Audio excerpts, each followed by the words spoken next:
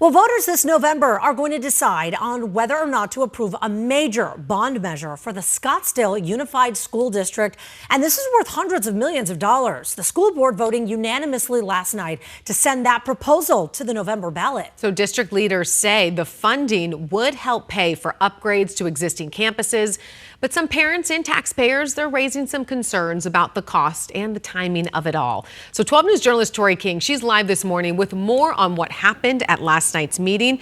Tori, we're leaving this all up now to the voters.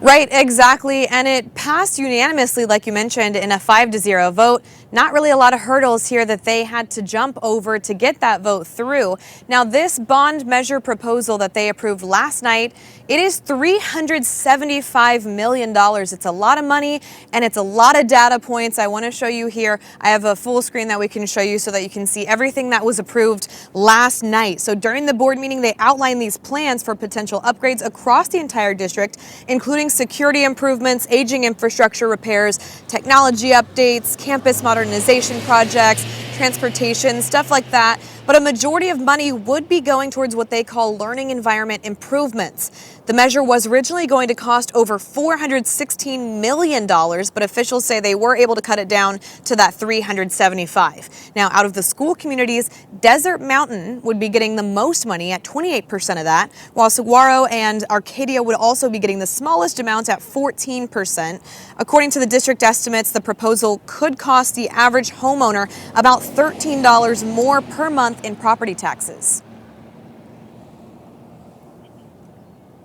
Desert Mountain gets the most, but remember, Desert Mountain is the oldest, Desert Mountain is the biggest, and the Desert Mountain Learning Community also is the biggest at 8 total schools instead of 5 or 6 at the others.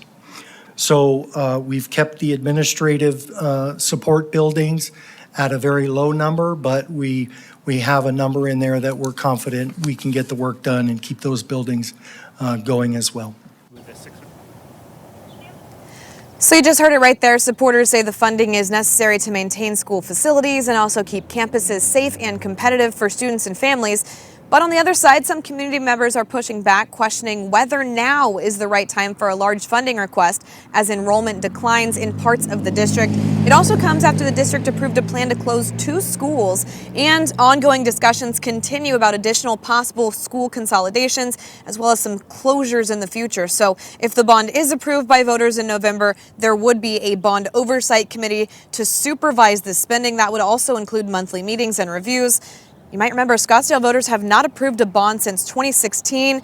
That was all the way back when they passed that bond package that was worth $229 million. That's the very latest. Once again, this is now resting in the hands of the voters in just a few months from now in November. And if you want more information, we will have information on our website at 12news.com. Here in Scottsdale, I'm Tori King, 12 News Today in AZ. All right, Tori, thank you so much.